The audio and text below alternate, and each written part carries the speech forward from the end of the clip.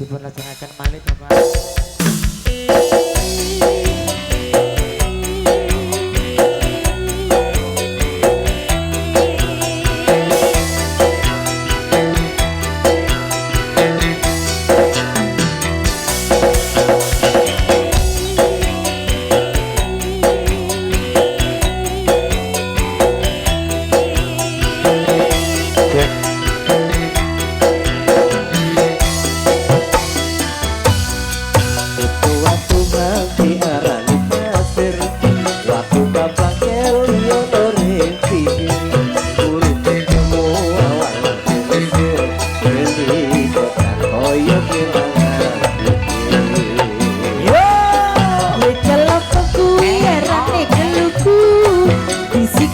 Di perut di pitu sakit dino isun sing bisa turu teman ngomong sing kewetu.